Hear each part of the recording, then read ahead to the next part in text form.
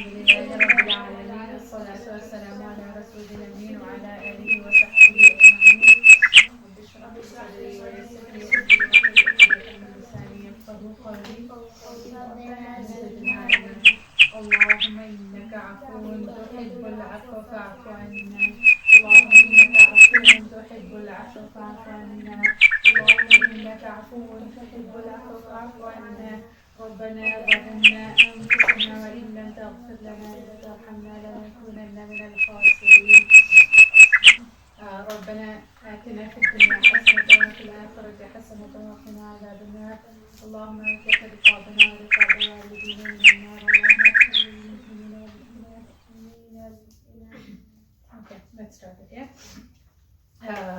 Today we're going to do Juz 26. How come we're on Juz 26? No, we're 27. 27. You just have to move. One surah from Juz 26. So Juz 27. But before that, let's complete Juz 26. We'll start with Surah Qaf. Surah Qaf was revealed. It's a Makki surah. Okay, and there's reminders about life after death. Okay, and Allah is telling after your life what will happen. And the specific detail that is mentioned in this surah is how we'll be accountable for our deeds. Right. So those deeds are recorded on our Shoulders. they are, yes, they're on the right side and the left side. Allah has assigned 2 angels for each person for noting down each word that we utter, each thing that we do, each thing that we think about. Imagine how many angels there are. It's so great that Allah, Yeah, on our right side and on our left side. it's So so great that Allah, He like has so many angels, but Yeah. like not even one of them is a human. yeah, angels are a different species. Angels are angels. Okay. So Allah says, وَلَقَدْ خَلَقْنَا الْإِنسَانَ وَنَعْلَمُ مَا تُوَسْوِسُ بِهِ نَفْسُهُ وَنَحْنُ أَقْرَبُ إِلَيْهِ مِنْ حَبْلِ الْوَرِيدِ إِذْ يَتَلَقَّى الْمُتَلَقِّينَ عَنِ الْيَمِينِ وَعَنِ الشِّمَالِ قَعِيدٌ. So Allah is telling that Allah has created man and we know everything, like what each person's soul says, like the prompting of the soul, right? The waswasa in the soul. Allah knows everything. And Allah is telling we are closer to Him than His jugular vein. Meaning Allah is so close, even though Allah has established Himself over His throne, by His knowledge, He's the most close to us. It's as though He's closer to us than our jugular vein. There's only somebody who is like so close and knows everything, even things that happen inside us will know what is in our thoughts, our soul, right, our heart. And then Allah is saying, besides this direct knowledge, even though Allah has this direct knowledge, He knows, still Allah has assigned to everyone 2 angels. To write down in their book of deeds. Exactly. Okay. And then that is what will be given to us on the day of judgment. The good people will get their books in the right hand. The right hand people, their hands will be outstretched because they'll be more than willing to receive what is in the left hand. They'll try to hide it. It will be behind them. Okay. Kuwirat? No, not Kuwirat. In Shiqaq, it says that their hands will be behind them and they'll try to avoid receiving the hand, but then they'll get it in the left hand. They'll be so sad and they'll be looking down on the people who did good things. Will be looking like, Yeah, to kind of show off. And that is also mentioned in Surah Al-Qalam, or no, Halaqa, one of those surahs. May Allah make us among the people who will get the book on the right at the hand. right hand. Ameen. Okay. So how the angels who are guarding the hell, the hell itself will ask, "Are you full?" Like each disbeliever, not the hell is asking when people are being thrown into the hellfire. The hell will be asked, "Are you full?" So then the hellfire will ask, "Do you have some more? Are there some more?" Meaning the hellfire is waiting to devour the bad people. Okay. So may Allah protect us from that. And another thing that is mentioned about the Surah Qaf, is that this surah Rasulullah sallallahu alaihi wasallam used to recite during the Eid prayers. Okay, there is something special about the surah. he would recite it in his Friday khutbah, Friday Jum'ah. Okay, he would recite it during Fajr time. So that shows that the surah has that virtue, right? Because Rasulullah sallallahu alaihi wasallam was reciting it often, right? So, for example, if you have memorized the surah, make sure that you're keeping on saying it, especially during the sunnah times. Like, for example, during Fajr, yeah, on Eid Salah, of course. I mean, yeah, You can't really. yeah. Okay, and then there's a report of how a Sahabiya memorized the surah just because Rasulullah sallallahu alaihi wasallam was reciting it a lot. Okay, that's how familiar it is. Yeah. And now the next surah that we are going to do is Surah Al-Dhariyat. Okay, Surah Al-Dhariyat, and most of these surahs, the theme of all these surahs is the hereafter. Okay, so you'll see how it's recurring. Every surah mentions the hereafter. Surah Dhariyat starts by Allah swearing. Okay, you know what Allah is swearing upon? By the winds scattering dust. وَالذَّارِيَاتِ ذَرْوًا فَالْحَامِلَاتِ وِقْرًا فَالْجَارِيَاتِ يُسْرًا فَالْمُقَسِّمَاتِ أَمْرًا. By the wind scattering dust, by the clouds that are heavy and laden full, okay, by the ships that move smoothly gliding, by the angels who distribute blessing by Allah's command.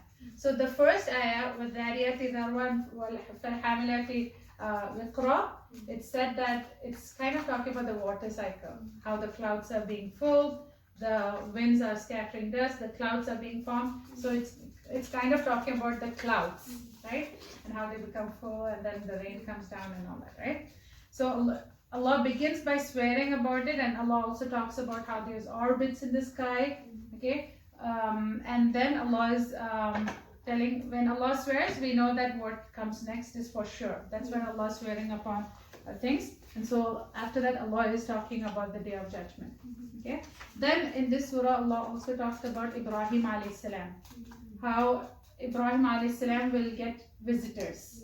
Okay, and those visitors were actually angels, and he'll give them a roasted. Yeah, will give food, and they'll say no. They'll say no. Because Okay, they're angels and they won't eat. So Ibrahim alayhi salam will first feel afraid. Who are these people? Because the only people who won't eat when you serve them food are your enemies. Yeah, so he got scared. So in the beginning he'll get scared and skeptical, and then the angels will say that no, we are angels. Okay, Allah has sent us. So Ibrahim alayhi salam will ask, oh, why, how come you're here? And the angels will explain. Yeah, They'll say, you're gonna get a son. yeah, they will give the good news, but before that they'll also mention that we were given the task of to go and send punishment upon the people of Lut alayhi salam, the people who, you know, the homosexual people who would want to marry from the same gender. So they'll say that we are coming from there and now giving the good news. Okay, so they'll get the good news that they're going to have a baby, and you know the story, and Ibrahim alayhi salam will be like, how come my wife is old? And you know about which son this is? This is about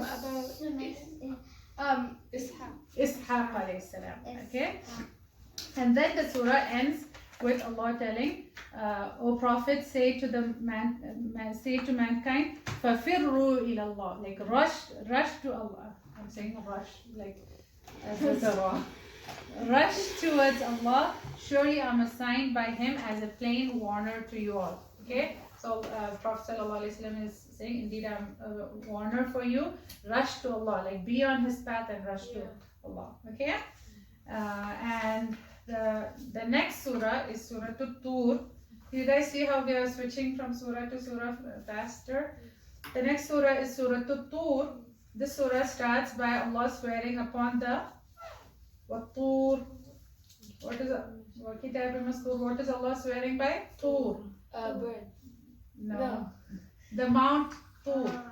The Mount Tur, where Musa alayhi salam was given the Wahi, the Tawrat, okay, on Mount Sinai. Okay. So Allah is swearing upon that, and by the book written on an unfolded scroll, and by the inhabited house, and the elevated canopy, and the surging sea. Okay, Allah is swearing by all these things. By unfolded scroll, meaning when Allah is saying, and by the book written on an unfolded scroll, it means, like, you know, it's not book with pages and all that. It's like a scroll, maybe like a tablet or something like that. Okay, and then Allah is also swearing by the inhabited house. Over here, when Allah is saying wal baytil ma'mur, ma'mur means it's coming from the same word as umrah. Okay, so baytil ma'mur, like for Mecca we usually call it the place of worship, right? But over here this is not what Allah is meaning. Baytul Ma'mur is right above the Kaaba in the heavens. Is another Kaaba that the angels do tawaf around. Yeah. So that's what Allah is swearing by. Okay, and then Allah swears by all these things, and then again there is a reminder about what will happen on that day, meaning the day of judgment. Allah says on that day heaven will shake violently, meaning the skies, the samawat will shake violently, the mountains will be scattered, will travel around. Okay, and then Allah is saying on that day, woe to the deniers of the truth. Okay, فَوَيْلٌ يَوْمَئِذٍ لِلْمُكَذِّبِينَ. Okay, and then there's dialogue, what will be said to them and how they'll react and all that. Okay, and it's that day when everybody will get the reward of their good deeds. Okay, and then Allah is talking about in Jannah, some of the things Allah mentions in Jannah is we shall provide them fruits and such meats as they desire. Whatever they desire they will get, and it will be nothing like what they have had in this. I mean, it will be similar to what they have had in this world, but it will be way better than that. Okay, it will be nothing like what they have tasted on this earth. It'll be similar enough for you to be like, oh, this is what. Yeah. They will pass from hand to hand a cup of wine, which shall cause no idle talk nor sinful urge. Like we think that in Jannah, all the sins that are prohibited here can take place there. But in Jannah, there is no concept of sin. Everything is allowed. But still Allah is saying there is no idle talk. But because when people drink, they usually get intoxicated. Yeah, but over there that won't happen. And the most beautiful sounds over there will be praises and glorifying Allah too. Okay. So you could still do good deeds. Yeah, but over here, when we are trying to do a good deed, Shaitan is always there to make it seem make us lazy, make it seem boring. Over there, we want to do that. We enjoy those things. It would probably be so fun to do things that we do here. Yes, exactly. And then Allah was talking about serving boys who just the minute you think about something, there will be people serving it for you as you just recline on the couch. If you want to sit on a cloud, that will just happen. Like even before you just say. You just think about it. Yeah, you just think about it, and it'll happen for you. Okay. Then the surah talks about how the Quraysh, the disbelievers, accuse Rasulullah sallallahu alaihi wasallam of being a soothsayer, a madman, a fortune teller, a poet. Okay. So Allah is saying that if you are saying, if you're denying the Quran or if you're not appreciating the Quran, Allah is basically challenging the disbelievers that, okay, if this is what you say and you don't want to believe, let them produce something like the Quran. Okay? If what they're saying is true, they're saying that this is like just a poet's words. If that's what they are saying, if they think that they can do something like that, then let them produce something similar. Like Allah saying, فَلْيَأْتُوا بِحَدِيثٍ مِثْلِهِ إِن كَانُوا صَادِقِينَ. If they are truthful, let them produce something similar. In another surah, Allah is telling, over here Allah is mentioning the whole Quran itself, right? Let them produce something similar to the Quran. In another surah, Allah is telling, let them at least bring 10 ayahs like the Quran, and they won't be able to do it. Allah is saying they won't be able to do it, and it's true. Nobody has been able to do it. In another surah, Allah is telling, bring one ayah at least that has the beauty and the dignity and the, the magnificence, and when ayahs like this were revealed, the Quraysh actually tried to come up with things, and it just sounded so foolish. Okay, like for example, Wal Asr, it's such a powerful surah. If you learn about it deeply, like Allah swearing by the time itself, and time is the witness for everything else in this world, right? So they tried to, the Quraysh tried to make up something similar to it and rhyming to it, and start saying wabr. Like wabr is an animal. Yeah, it's an animal, and it's not. It doesn't sound as powerful or anything, right? And then Allah is like challenging them, right? So Allah said, "Let them produce something similar." Then Allah is saying that, do they have? Are they the ones who created the heavens and the earth? Do they have the treasure? Do they possess all the knowledge of the unseen? Do they have the treasures of your Rabb? Like, if they have something better, let them show it. But then they won't be able to do that. Okay. And then Allah ends the surah by saying, and it's actually consolation for the Rasulullah sallallahu alaihi wasallam.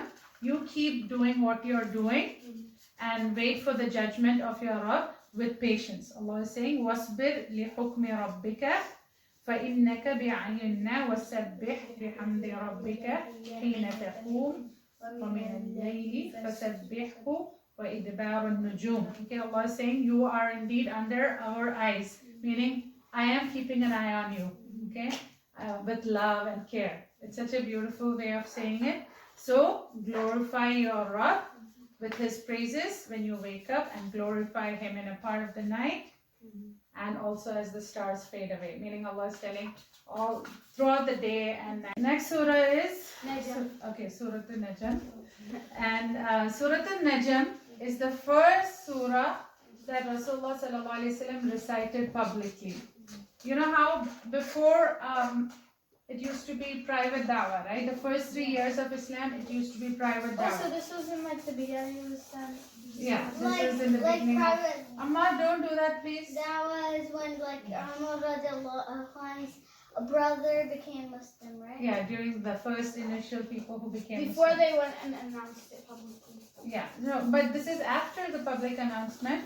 But it's still that phase where the public announcements have just started. Okay, and this is the surah where, when Rasulullah sallallahu alaihi wasallam recited, the believers and disbelievers were there. They did sajda. Yeah, and it was so powerful. By the end of the surah, it was so powerful that everybody fell down in prostration. Of course, the surah ends also by saying "Fasjudu lillahi wa'budu." Yeah.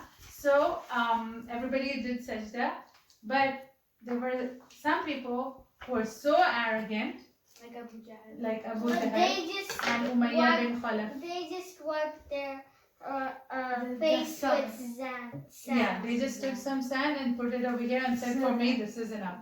They were so arrogant, they didn't want to fall down. Other people, like even though they were non-believers, they'll just fall down and sajda. Because obviously they were, in a sense, they believed in Allah.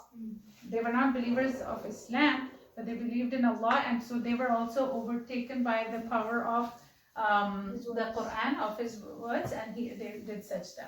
Okay? There was also a rumor that everyone became Muslim at that time. Yeah. Yeah. Yeah. Yes. So that's what I want to say about this surah, and I'll just highlight two things from this surah. One is Allah is saying, do not claim piety for yourself, meaning that Allah is the one who knows what is in your heart, and even if you're pious, a person who's pious, first of all, brag about it or say won't that think that he's gotten to that level, they'll right? be humble. Humble, and they'll always want to be more and more. They'll always feel like they're not doing enough, they're not enough pious, and they'll always keep striving to do more and more, right? Like Muhammad sallallahu alaihi wasallam, he didn't brag, "Oh, I'm the prophet and Yeah. I'm the last one." Yeah. Now the other thing that I want to mention from the surah is how Allah is mentioning that no soul shall bear the burden of another person. Like everybody will be on the day of judgment, everybody will be responsible for their own actions. Your mother or your father or your sibling or your brother, sister, grandmother, children, grandchildren, nobody, or your friend, nobody will be able to bear your burden. Like no one will be thinking about you. Yeah, nobody will be thinking about you, and everybody will be responsible for their own misdeeds or good deeds. Yes, Ahmed? But for some things like like for example, modesty. Mm-hmm. Your brother and your dad and your uncle are also responsible, right? For you.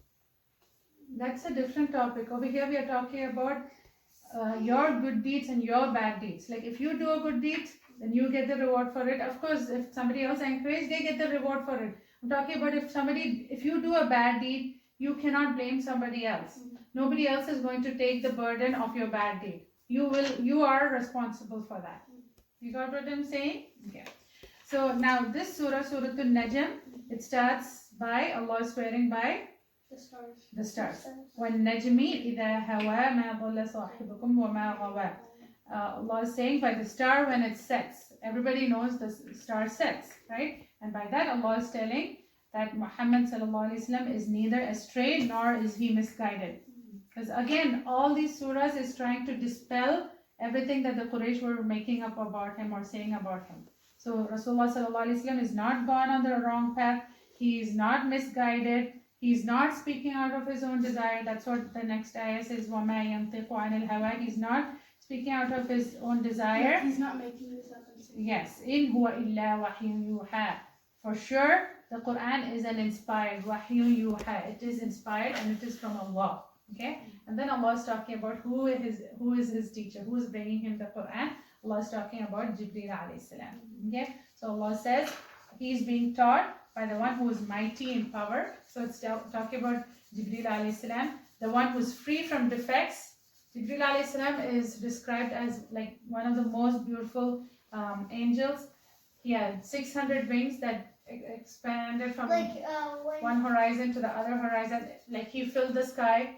Okay, and Rasulullah sallallahu alaihi wasallam has actually seen him in his full glory, once or twice. When he was in his cave and when Iqra Bismi Rabbika Alladhi Khalaq came, when wherever he looked, Jibreel's wings were there. The sky filled with his wings, and it's described that from his wings, there were most beautiful pearls or crystals hanging. Okay. And then Allah is telling how Jibreel alayhi salam, he stood poised at the uppermost horizon. Okay, and it's describing Jibreel alayhi salam like that. And then Allah is saying that Muhammad sallallahu alayhi wasallam saw him once again near Sidratul Muntaha at the farthest end of the seven heavens. So Jibreel alayhi salam, Prophet Muhammad sallallahu alayhi wasallam saw Jibreel alayhi salam in his own form. It said, because Jibreel alayhi salam would come in the form of other people, right? Yeah. In his own form. There was like a particular Sahaba that he would often yeah, the Hiyal. But other than that, in the angelic form, Rasulullah sallallahu alaihi wasallam has just seen him 2 or 3 times. Okay, so one is, it's being mentioned over here, near the Sidratul Muntaha, like when he went for the Mi'raj, after the 7 heavens, he saw Jibreel alayhi salam there as well. Okay, and so Jibreel alayhi salam is being mentioned, and then then over here, do you guys remember this ayah? أَفَرَأَيْتَ الَّذِي تَوَلَّى وَأَعْطَى قَلِيلًا وَأَكْدَى أَعِنْدَهُ عِلْمُ الْغَيْبِ فَهُوَ يَرَى. Okay, this لم ينبأ بما في صحف موسى وإبراهيم, and then it continues. But the first part that I said is actually talking about Walid bin Mughira. Okay. Khalid bin Walid's father, Walid bin Mughira, is being mentioned. Allah is saying, have you seen the one who turned away? So why he is being mentioned is Walid bin Mughira was kind of going to have a change of his heart, and then he turns away because of various reasons. Of course, arrogance and all that. And then another reason after that is what is being mentioned, that no soul shall bear the burden of another. So what will happen is when he was like kind of having that change of heart, somebody else will discourage him and will say that, you know what, no, you don't need to do it. If it is true at all, I take responsibility for that. Okay, and so Walid bin Mughira also was like, yeah, why should I? And then he just turned away. Okay. And then his son became Muslim, his Walid. younger son, Mm-hmm. and Walid also and his Khalid ibn Walid also became Muslim. And when he Yeah. became Muslim, he kept reciting these ayahs. Not that is not this. That is from from Muddathir. Yeah, that is from Surah Al-Muddathir. Yeah, and then okay, so then Allah ends the surah finally with, then which of your Rabb's blessings would you doubt? This warner is just like the earlier warners. The ever approaching day of judgment is drawing near. None besides Allah can avert it. Do you wonder at this revelation and laugh instead of weep? Okay, Allah is telling you're laughing and mocking at it instead of being scared about it and weeping and crying to Allah. Rather, you're wasting your time. Prostrate yourselves before Allah and worship Him while you can. And that's when everybody falls in sajda, except for Umayyah bin Khalaf and Abu Jahl. There's difference of opinion who it was. They just take the stand. Now the next surah is Surah Al-Qamar. Surah Al-Qamar is talking about the incident of وَانشَقَّ الْقَمَرُ, the moon split. Yeah. اقتربت الساعة وانشق القمر. That's being mentioned where the moon will split. So what will happen is the Quraysh will be like, okay, show us a sign, show us a sign. And finally, whenever a sign came, obviously they wouldn't take it, just like the previous nations. So one of the signs will be the moon will literally split into two. And it'll be on each side of the mountain, not Uhud. Of a mountain. Uh-huh. Okay, Ammar, did you hear that? The moon will split and the people will be able to see one half on another side and the other half on the other side. And later on, when people will come, like, people who are not there, and they'll come back from, trade or whatever, and they were asked, did you see? And they also would have seen. So it's not like a magical illusion. Okay? The whole world. Yeah, the whole world would have seen it if they were looking It at was it. like reports from like something. And that's not true. But did the people believe them?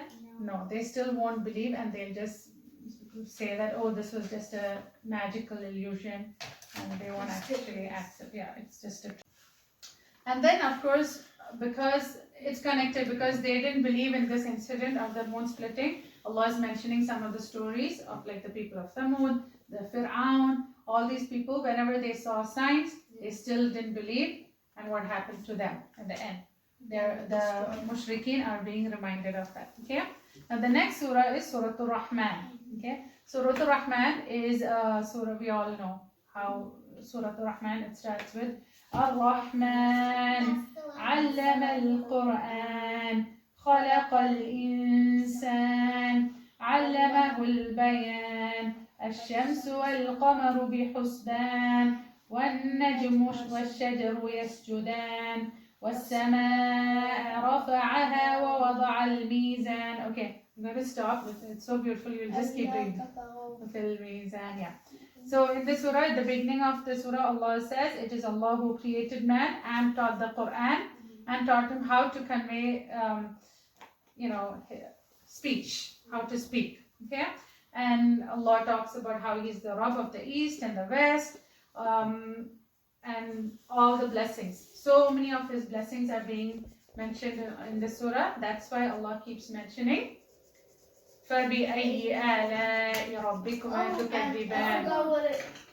Which of your Lord's favors do you blessings deny? do you deny? That's a really famous ayah. Yeah. Like, It keeps being mentioned over and over. So three things. One is Allah's blessings are being mentioned. The miracles are being mentioned.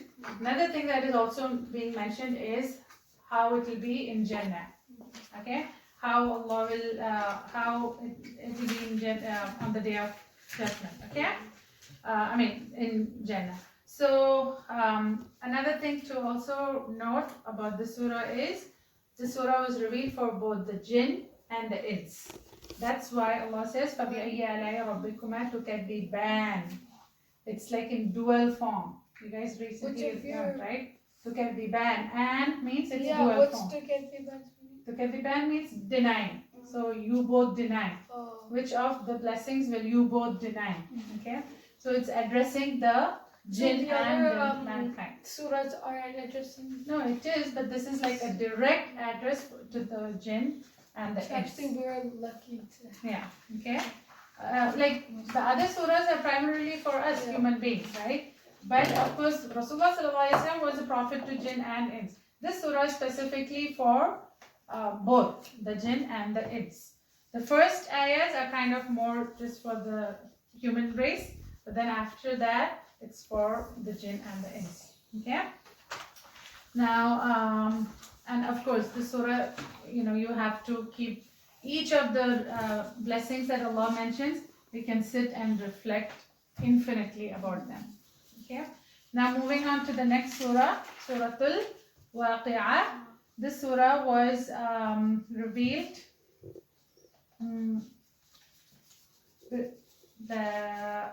This surah was revealed after the first migration to Habasha and before Umar radiallahu anh became Muslim. Okay, this surah talks about extensively. That's why this surah, whenever I read, like it's very hard because it gives us like very details that it gives details that you can actually imagine of the Day of Judgment and of the heaven and of the hell. Okay. So the theme of the surah main theme of the surah is hereafter. Then of course it also addresses Tawheed, obviously, okay?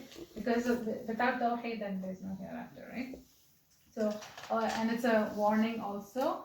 Allah talks about how some people, okay, it starts with إِذَا وَقَعَتِ الْوَاقِعَةُ, when the inevitable event will come to pass, meaning inevitable means something that cannot be avoided. It's sure, the sure certain thing will happen. Okay, no one will be able to deny it's coming. Some shall be abased and some exalted. Some will be humiliated and some people will be exalted on the day.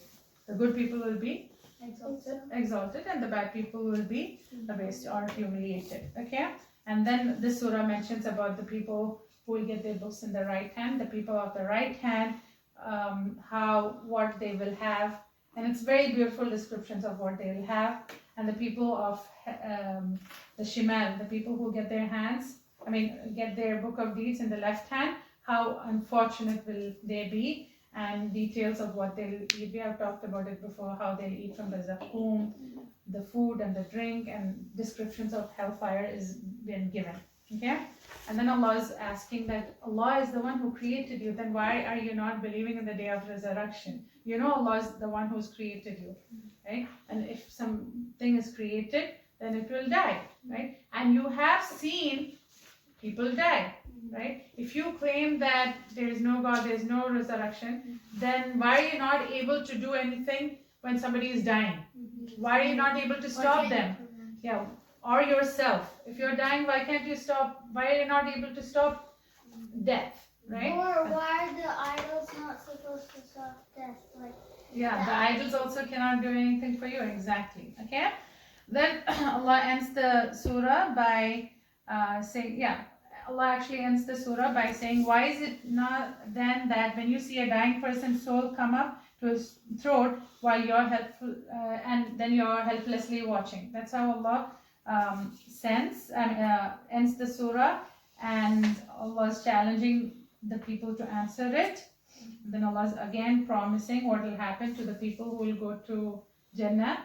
It will be said to them, peace upon you. فَسَلَامٌ لَكَ مِنْ أَصْحَابِ الْيَمِينِ وَأَمَّا إِنْ كَانَ مِنَ الْمُكَذِّبِينَ الضَّالِّينَ فَنُزُلٌ مِّنْ حَمِيمٍ وَتَصْلِيَةُ جَحِيمٍ إِنَّ هَذَا لَهُوَ حَقُّ الْيَقِينِ فَسَبِّحْ بِاسْمِ رَبِّكَ الْعَظِيمِ. Yeah, so Allah is also talking about salam and like the people who will be greeted by salam, and then Allah is also talking about if the people are from the rejectors, how they'll be welcomed with scalding water and burning and hellfire.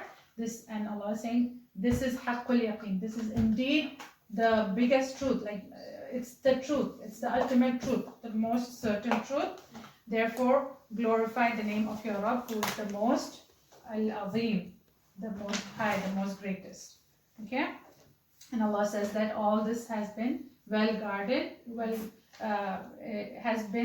This is indeed an honorable Quran. that is being in a guarded book, and none can touch it except the purified angels. Okay, and this surah ends like that. The final last surah for this juz is Suratul Hadid. Suratul Hadid is talking a lot about spending in the way of Allah. Like there's constant reminders about spending in the way of Allah. Okay, Allah talks about how He created the heavens and the earth in 6 days, and He has the knowledge of everything. And Allah talks about yes, Ahmed. I heard in a lecture that it's not actually 6 days; it's like 6 stages. It just 6 stages. The translation is 6 Yes. days. Yeah, and then Allah talks about what on the day of judgment, the situation of the hypocrites. Allah says how the true believers will have their light shining so that they can walk quickly, right? There'll be a light shining so they can see their way through to Jannah. The hypocrites are the people who used to act like believers, right? So they'll try to get into the light of the believers, but Allah will stop it by as though a wall will come in between them and they won't have the light. And they'll be like, wait up for me, but then a wall will come between the believer and the hypocrites and they won't be able to see anything. Okay? And yeah, let me read the ayahs where Allah is talking about spending in the way of Allah. Okay? Believe in Allah and His Rasul and spend in charity out of what He has entrusted to you. For those of who believe and spend in charity will be richly rewarded. Okay? First Allah says that, then Allah says how He is Latif, how He is Rauf Rahim, the most kind and the most merciful. And then again Allah says, what is the matter with you that you do not spend in the way of Allah?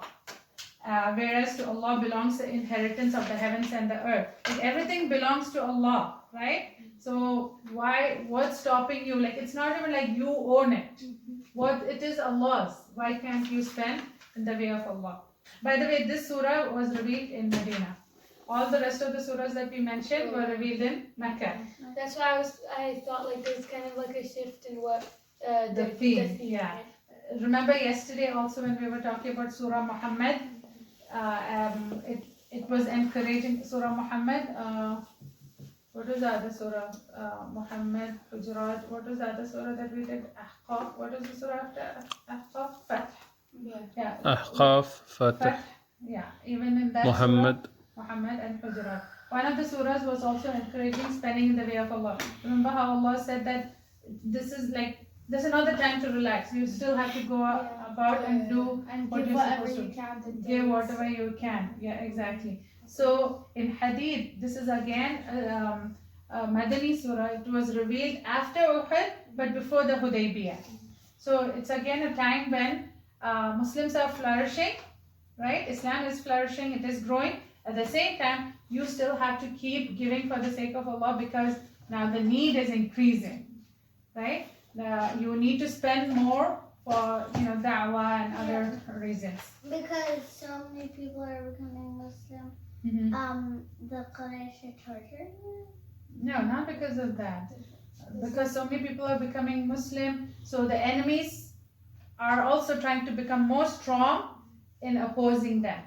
So it's a time when Islam needs more security.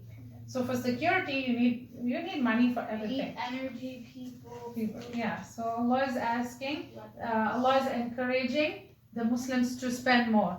Okay. And then another ayah that again Allah is talking about is who is the one? Man الذي يقرض الله قرضا حسنا. Okay, this is a very popular ayah. You would have heard of it. من ذا الذي يقرض الله قرضا حسنا فيضاعفه له وله أجر كريم. Who is the one who will give to Allah a goodly loan so that He may increase it in manifold. Okay? Does Allah need meaning you get it back in better. Exactly. You're gonna get it back. That's why it's a loan. Loan, exactly. So Allah is saying it as loan because it's a promise. When Allah is saying loan, it's a promise that you are going to get it back.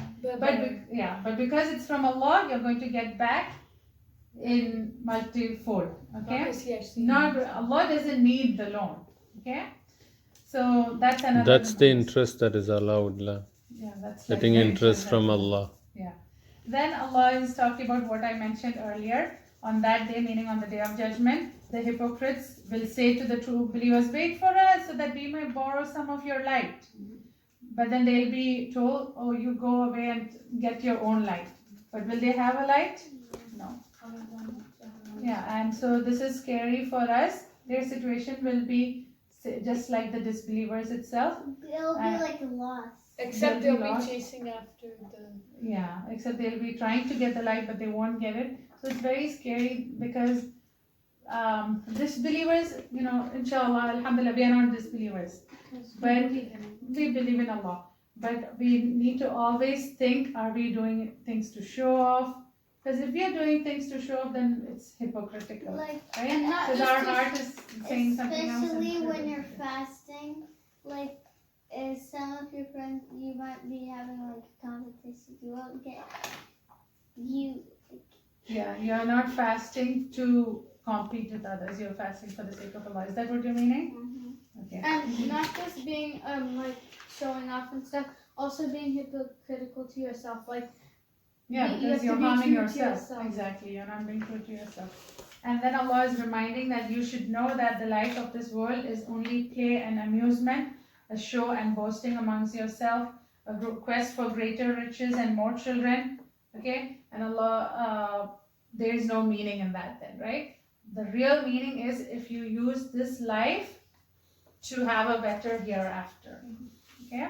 And then Allah again reminds about being stingy, like Allah is telling about be stingy, and don't the people who will encourage other people also to be stingy. Okay, and then those people should know that Allah is free of all needs. Allah doesn't need anything. Okay, and then the surah ends by saying Allah has sent Rasuls with clear signs.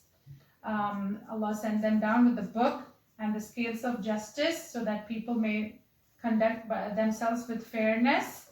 Okay, and then Allah talks about how He sent Nuh alayhi salam and Ibrahim alayhi salam and Isa alayhi salam, the son of Maryam. Allah sent with him the Injil. Okay, and then Allah ends the surah by saying, "O believers, fear Allah and believe in His Rasul. He will grant you a double share of His mercy, provide for you a light to walk with," meaning on the day of judgment you will have His light to walk with, and forgive you your sins. Allah is the most forgiving, the most merciful. All you need to do is adopt His way so that the people of the book may know that they do not have the sole right to the grace of Allah. Meaning the Ahlul Kitab were kind of feeling proud and arrogant. Oh, all the prophets are from us. They thought they are the most deserving of the grace of Allah.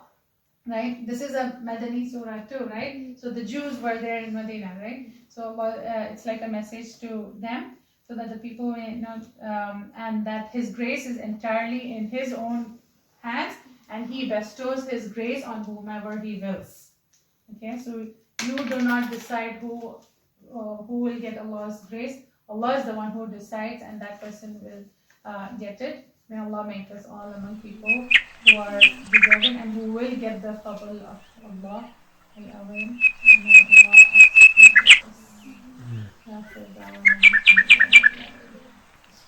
Allah